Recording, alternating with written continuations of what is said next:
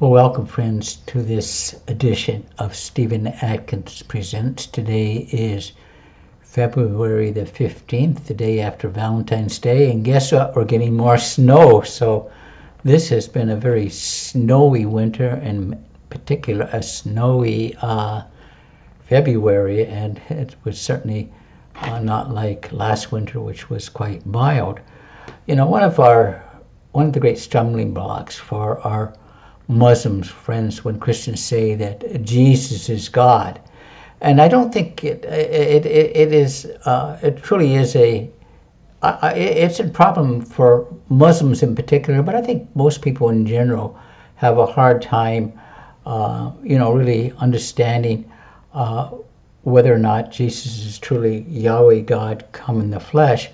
And I just wanted to share some scriptures with our Muslim friends, and possibly you can show me how I've mishandled the text.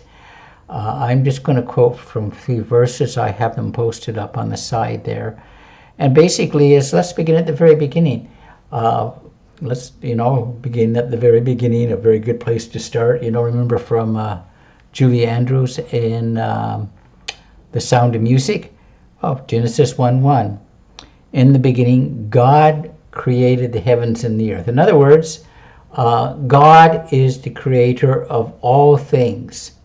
Whatever exists in our universe, and the universe is a created thing, but whatever exists or whatever that is has been created by God. And so God is outside his creation. He transcends it, and he is, of course, the creator of all things. I don't think our Muslim friends would disagree with us on this.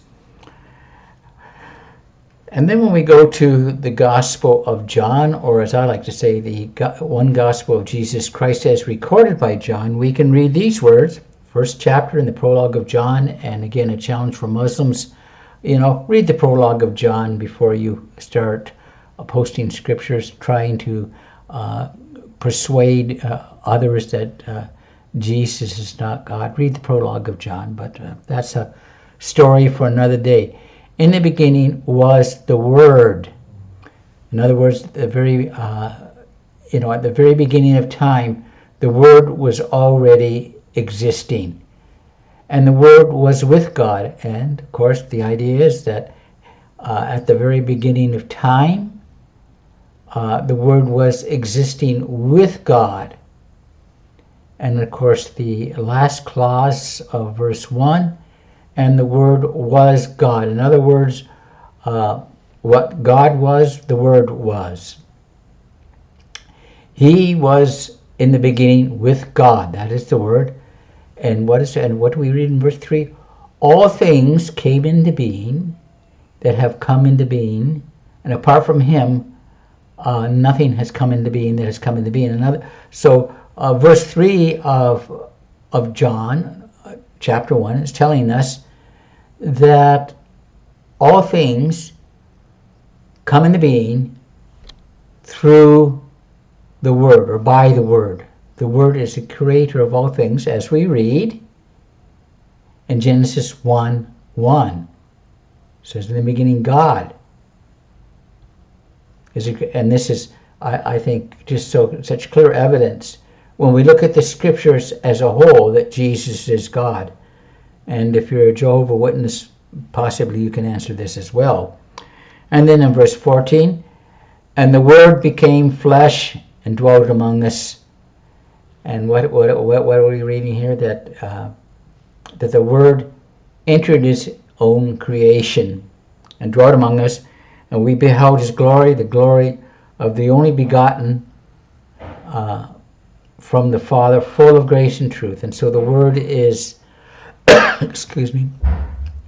is the only begotten from the Father. And this begotten is not the way that we procreate, but basically the idea of one of a kind. Well, anyways, these are just some quick verses for you to contemplate. I have absolutely no problem. If you want to PM me, if you're watching it on Facebook or on YouTube, you can send me a message and ask me a question regarding these verses. I'll be more than happy to try and answer any of your questions. Again, thanks for watching. Have a great day.